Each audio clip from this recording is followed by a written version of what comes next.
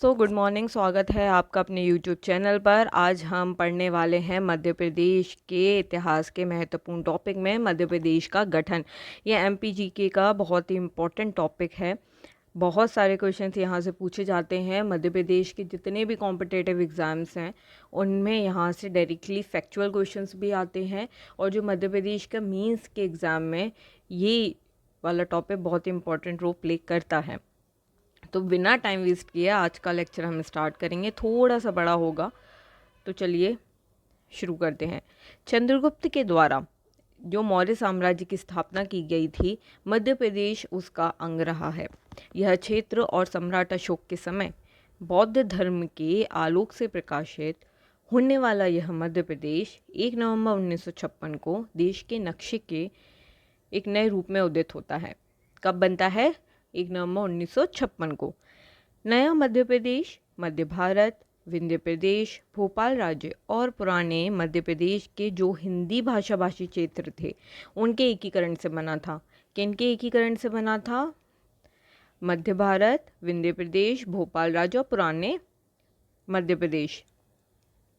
सन 1956 के पहले जो छत्तीसगढ़ वर्तमान महाकौशल, सीपी और बरार के हिस्से थे। वर्तमान में मध्य प्रदेश क्या है? यहाँ पे आप देश लगा लीजिएगा। वर्तमान में मध्य प्रदेश देश का दूसरा सबसे बड़ा राज्य है। किसके अकॉर्डिंग? क्षेत्रफल के अकॉर्डिंग। मध्य प्रदेश राज्य का गठन कब किया? मध्य प्रदेश राज्य का गठन वर्ष 1947 में स्वतंत्रता प्राप्त होने के बाद से 1956 तक की अवधि में 4 भागों को मिलाकर किया गया था। ये 4 भाग कौन से थे? पार्ट ए, बी, सी और डी। जब वो ब्रिटिश शासन के अंतर्गत रियासतें थीं वो पार्ट ए में शामिल थीं। इसके अलावा जो देसी रियासतें थीं वो पार्ट बी तथा पार्ट सी में शामिल थीं। इसके अलावा जो यूनियन टेरिटरीज, अंडमान निकोबार द्वीप समूह थे वो किस में शामिल किए गए थे? पार्ट डी में शामिल किए गए थे। इन चारों को ही सम्मिलित रूप से क्या कहा जाता था? मध्य प्रदेश कहा जाता था। लेकिन उसकी सीमा और जो स्थिति थी वो वर्तमान के मध्य प्रदेश से काफ़ी अलग थी, बिल्कुल अलग थी। मध्य प्रदेश के मध्य में स्थित है, इसलिए इसको क्या नाम दिया गया है? हृदय प्रदेश कहा जाता है। इसका नामकरण किसने किया है? हमारे प्रथम जो प्रधानमंत्री थे जवाहरलाल नेहरू, उन्होंने मध्य प्रदेश नाम दिया। आप ये मैप देख सकते हैं क्लियरली, इसमें आपको पार्ट शो हो जाएंगे। ये है आपका पार्ट बी, ये है सी, ये है यूनाइटेड प्रोविंस, ये राजधानियाँ लिखी हुई हैं आपके। ये पार्ट ए है आपका, ठीक है। पढ़ते हैं पार्ट ए के बारे में थोड़ा डिटेल से। अंग्रेज़ों ने जब पेशवा, सिंधिया और भोंसले के महाकौशल क्षेत्र पर कब्जा किया था तो ऐसे जो नए प्रांत थे उनके रूप में गठित हुआ और इसे ही नाम दिया गया सागर नर्मदा टेरिटरीज। इसके बाद क्या हुआ? इसके बाद भोंसले से कौन सा क्षेत्र छीन लिया जाता है? नागपुर क्षेत्र छीन लिया जाता है, और दोनों को ही नर्मदा टेरिटरीज और नागपुर को मिलाकर 2 नवंबर 1861 में सेंट्रल प्रोविंस नाम दिया जाता है। 1903 में बरार के 4 जिले और निजाम से छत्तीसगढ़ छीनकर एक नया प्रांत बनता है और इस नए प्रांत को नाम दिया जाता है सेंट्रल प्रोविंस एंड बरार। इस नए प्रांत की राजधानी नागपुर को बनाया गया। स्वतंत्रता के बाद महाकौशल और छत्तीसगढ़ की कुछ और रियासतों को मिलाकर 1950 में इसको ए श्रेणी का राज्य घोषित किया गया। सन 1950 में नया संविधान लागू होने के साथ ही यह मध्य प्रदेश कहा जाने लगा। नागपुर, बरार के 8 जिले निकल गए और उसके बाद कितने जिले बचते हैं? 14 जिले। नया मध्य प्रदेश बनने के 2 दिन पहले अर्थात 30 अक्टूबर 1956 को 3 नए जिले बनाए जाते हैं। ये नए जिले कौन से होते हैं? ये नए जिले हैं दमोह, सिवनी और नरसिंहपुर। इन 3 जिलों का गठन किया जाता है। फिर इन्हें 1932 में समाप्त किया गया और क्रमशः इन्हें कहाँ मिलाया गया? सागर, छिंदवाड़ा और होशंगाबाद में मिला दिए जाते हैं। इस प्रकार से महाकौशल के 17 नए जिले या नए राज्य में मिले। इस राज्य के प्रथम मुख्यमंत्री थे पंडित रविशंकर शुक्ल, यानी कि ए के पार्ट ए के कौन थे? रविशंकर शुक्ल। और राज्यपाल कौन बने थे? ई राघवेंद्र राव। पंडित रविशंकर शुक्ल मध्य प्रदेश के भी प्रथम मुख्यमंत्री थे। अब जानते हैं पार्ट बी के बारे में। पार्ट बी पश्चिम की 25 रियासतों को मिलाकर 22 अप्रैल 1948 को मध्य भारत प्रांत का गठन किया गया। इसका विधिवत उद्घाटन 28 मई 1948 को जवाहरलाल नेहरू ने जय विलास ग्वालियर में किया। साथ ही जीवाजीराव सिंधिया को मध्य भारत प्रांत का राज्य प्रमुख नियुक्त किया गया और इंदौर के होलकर राजवंश के यशवंतराव को उपराज्य प्रमुख बनाया गया। तब राज्य प्रमुख का दर्जा राज्यपाल के बराबर होता था। तब क्या किया माना जाता था कि जो हमारे राज्य का राज्य प्रमुख है वो इक्वल्स टू किसके होता था? गवर्नर के होता था, राज्यपाल के बराबर होता था। साथ ही धार और खिलचीपुर के शासन कनिष्ठ कौन कहलाते थे? उपराज प्रमुख। इस राज्य की राजधानी लगभग 6 महीने के लिए 2 पार्ट में बनी थी। 6 महीने के लिए होती थी ग्वालियर और 6 महीने के लिए होती थी इंदौर। इस राज्य में 1946 से 1948 की अवधि के दौरान निर्वाचित सरकार ने शासन किया। जिसके मुखिया कौन थे? इसके मुखिया थे लीलाधर जोशी। राज्य पुनर्गठन के समय 1956 में यहाँ के मुख्यमंत्री थे। आप इस मैप को देख सकते हो। यहाँ पे आपको रियासतें कम्प्लीटली शो होंगी क्लियरली। ये सिंधिया रियासत है, ये होलकर रियासत है आपका, ये महाकौशल क्षेत्र है सीपी बरार, ये छत्तीसगढ़ है, ये विंध्य प्रदेश, ये मध्य भारत प्रांत, ये विदर्भ है और ये नागपुर है। अब जानते हैं पार्ट सी के बारे में। पार्ट सी तीसरे भाग के रूप में विंध्य प्रदेश को शामिल किया गया था। विंध्य प्रदेश के 38 रियासतों को मिलाकर क्या बनाया गया? Part C state. इसमें बुंदेलखंड और बघेलखंड की रियासतें शामिल हैं। इस राज्य का गठन बुंदेलखंड व रीवा की 2 इकाइयों के रूप में किया गया। इसके प्रमुख कौन थे? इसके प्रमुख रीवा के महाराजा मार्तंड सिंह को बनाया गया था। इन 2 इकाइयों में 2 पृथक मंत्रिमंडल बनाए गए जिनका नेतृत्व किसने किया था? कप्तान अवधेश प्रताप सिंह व श्री कामता प्रसाद सक्सेना ने किया। जुलाई 1948 में बुंदेलखंड व बघेलखंड के मंत्रिमंडल को मिलाकर एक नई सरकार का गठन किया गया। जिसके मुख्यमंत्री कौन थे? इसके मुख्यमंत्री थे Avadhesh Pratap Singh. Very important. Okay. जनवरी 1950 को विंध्य प्रदेश पार्ट सी में शामिल किया गया और रीवा को इस स्टेट की राजधानी बनाया गया। Please focus on factuals too. I know कि ये लेक्चर थोड़ा सा बोरिंग है बट आपको इसमें से फैक्ट्स को ढूंढना है और डायरेक्टली आपको ये क्वेश्चन पक्का एग्जाम में मिलने वाले हैं, तो प्लीज़ फोकस होकर इस पर ध्यान दीजिएगा।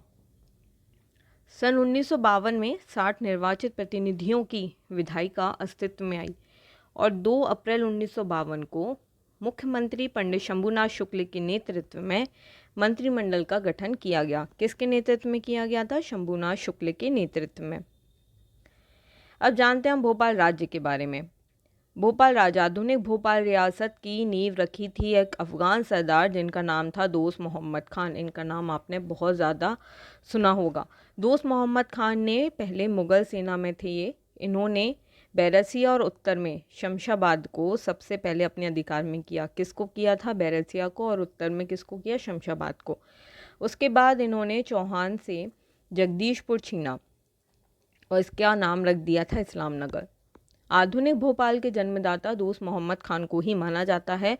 अंग्रेज सत्ता काल में देसी रियासतें जो थीं उनको सम्मिलित करके सेंट्रल इंडिया एजेंसी स्थापित की गई और भोपाल मुस्लिम शासकों के अधीन एक प्रमुख राज्य बना। 17 मई 1926 को गद्दीनशीन नवाब हमीदुल्ला खान एक योग्य और चतुर शासक थे। मार्च 1948 में हमीदुल्ला खान ने क्या घोषणा की कि भाई मैं तो अपनी रियासत को स्वतंत्र रखूँगा, मैं इसमें नहीं मिलाऊंगा। जबकि जो जनमत था वो किसके पक्ष में था? सारे लोग कह रहे थे नहीं नहीं हमको विलय करना है। किंतु जो हमीदुल्ला खान थे, आप इनका नाम याद रखिएगा, ऐसा डायरेक्टली क्वेश्चन पूछ सकते हैं कि कौन भोपाल रियासत को स्वतंत्र रखना चाहता था या विलय के पक्ष में नहीं था, तो हमीदुल्ला खान इसका आंसर होगा। जबकि जनमत विलय के पक्ष में था, इसलिए दिसंबर 1948 में विरोध प्रदर्शन हो जाते हैं शुरू, और नवाब लगातार इस कोशिश में रहते हैं कि भोपाल क्या रहना चाहिए, स्वतंत्र बना रहना चाहिए। परंतु अंत में जनमत की जीत हो जाती है और मध्य भारत और विंध्य भारत बनने के एक साल के बाद, जैसे ही 30 अप्रैल 1949 को भारत के विलय का समझौता करना पड़ जाता है। भोपाल में ये नवाबी शासन 1949 तक बरकरार रहता है। भोपाल की पहली महिला शासिका थीं कुदसिया बेगम, इनका दूसरा नाम है गौहर बेगम। तत्कालीन गृह मंत्री सरदार वल्लभ भाई पटेल के प्रयासों से नवाब हमीदुल्ला से भारत सरकार को एक विलय समझौता हुआ और 1 जून 1949 को भोपाल रियासत का चीफ कमिश्नर शासित प्रदेश बनता है। इस प्रकार से भोपाल को पार्ट सी स्टेट घोषित किया जाता है और श्री NB बनर्जी यहाँ के कौन बनते हैं, मुख्य आयुक्त नियुक्त होते हैं। कौन? NB बनर्जी। जनवरी 1952 में चुनाव हुए और 20 मार्च 1952 को निर्वाचित हुआ। इन्होंने प्रतिनिधियों ने इस शासन को संभाल लिया जो भी निर्वाचित हुए थे।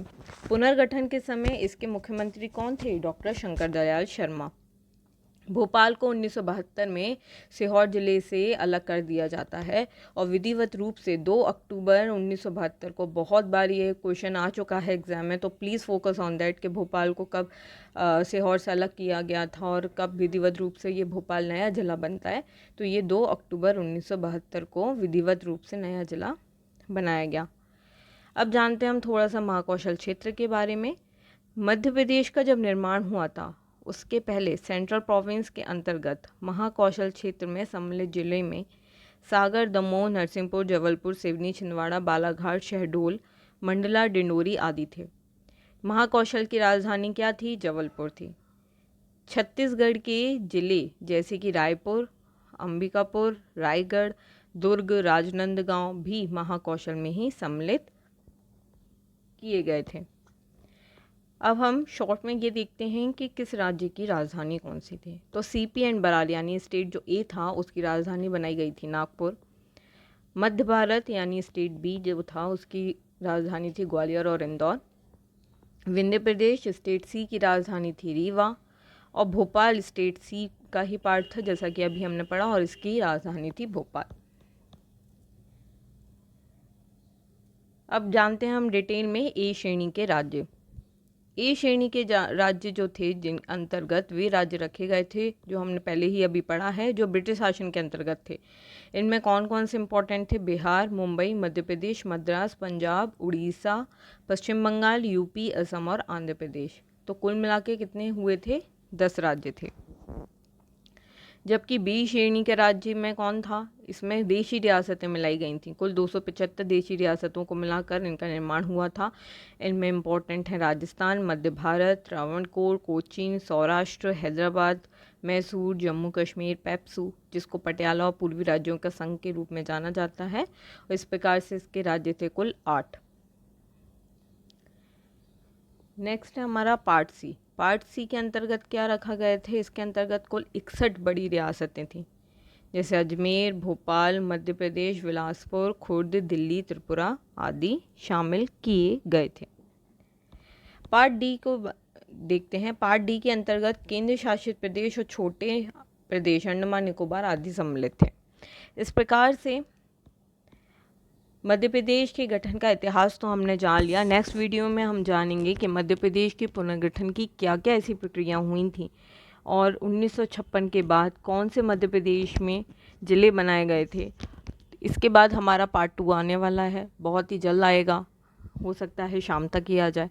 तो प्लीज़ स्टे ट्यून्ड। अगर आपको मेरी वीडियो पसंद आई है तो please like, share and subscribe.